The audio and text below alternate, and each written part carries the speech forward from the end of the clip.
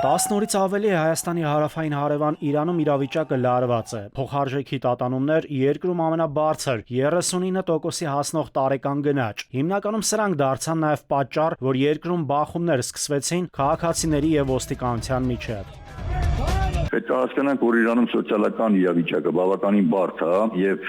բնական է, այդ իրավիճակում նմանատիպ էսպես բողոքի ցույցերը։ Իրանում զանգվածային բողոքի ցույցերը օր-օրի նոր թափ են ստանում։ Ընդլայնվել է նաև բողոքի ցույցերի աշխարհագրությունը։ Աբդանանում, Աստարայում, Ռաշտում, Ղազվինում, Թեհրանի տարբեր հատվածներում արձանագրվել են իրավապահների վրա զինված հարձակումների դեպքեր։ Իրանական լրատվամիջոցները հայտնում են, որ փողոց դուրս եկած ընդդիմադիրներին հաջողվել է երկրի արևմուտքում գտնվող երկու քաղաքում՝ Աբդանանում եւ Մալեքշահիում վերահսկողություն հաստատել։ Հաղորդվում է նաև իրավապահների զոհվելու մասին։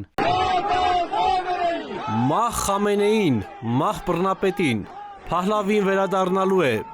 Իրանի նախկին շահի որդին Ռեզա Փահլևին Fox News-ի եթերում հայտարարել է, որ պատրաստ է վերադառնալ Իրան ու գլխավորել իշխանությունների դեմ պայքարը, եթե համապատասխան պայմաններ ստեղծվեն։ Իրանի արտաքին գործերի նախարարությունն էլ երկրում ստեղծված քաոսի հետևում տեսնում եւ մեղադրում է Ամերիկայի Միացյալ Նահանգներին, երկրի ներքին գործերին միջամտելու, անկարգություններ կազմակերպելու, բռնության եւ ահաբեկչության համար։ Ինչ վերաբերում է արտաքին ուժերի ներգրավվածությանը, Իրանում մշտապես արտաքին ուժերի ներգրավվածություն առկա է, այդ չի սրա վրա զարմանալ, հատկապես որ բնականաբար կան արտախորհրդարանական կամ արտահամակարգային ուժեր, որոնք ուղղակիորեն հղում են անում, այսպես է, արտաքին աջակցության կենտրոնների։ Այդ թվում նաև Իրանում տեղ ունեցող զարգացումները եւ նաև հարակից այսպես են տարածաշրջաններում ուղղակիորեն կապ ունեն գեոպոլիտիկ, գեոտնտեսական մրցակցության հետ։ Իրանում ստեղծված լարված ֆոնին այդ երկրի փոխարտգործնախարար Մաջիդ Թախտ Ռավանչին Երևանում քաղաքական խորհրդակցություններ է անցկացրել մեր երկրի արտաքին գերատեսչության իր գործընկերների հետ։ Քննարկել են նաև Հարավային Կովկասում զարգացումները։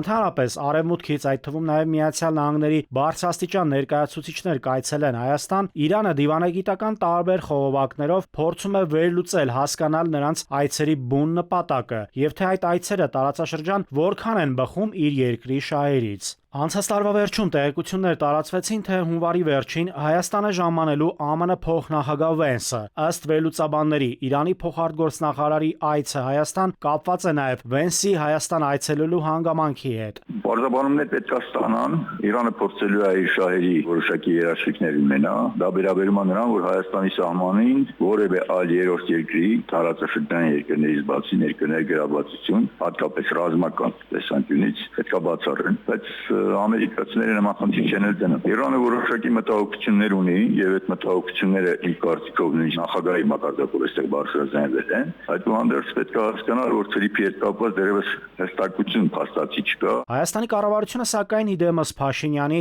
ոչ հաստատել, ոչ էլ հերքել է տեղեկությունները, թե ԱՄՆ փոխնախագահը կարող է այցելել Հայաստան թրիփ նախագծի մեկնարկին ընդառաջ։ Այցերի 100%-ով հաստատված լինելը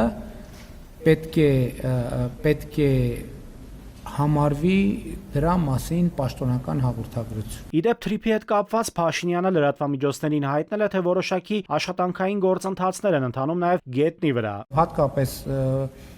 կապուղիների եւ թրիփ ծրագրի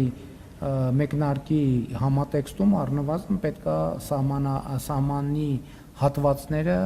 սահմանագծվեն, որպեսզի կոմունիկացիաները սկսեն աշխատել։ Իդեպ Իրանում քաղաքական ուղղվածության երկու հոսանքներ կան, եւ այդ հոսանքներից յուրաքանչյուրը ինչ-որ առումով հակադիր տեսակետներ ունեն թրիփ նախագծի վերաբերյալ։ Նախագահ Փեզեշքյանի թիմը թրիփ նախագծում խնդիրներ չի տեսնում, իսկ հոգևոր առաջնորդի եւ Վելայեթի թիմը կարմիր գծերի մասին է խոսում։ Նաիրի Մուրադյան, ժամը լրատվական։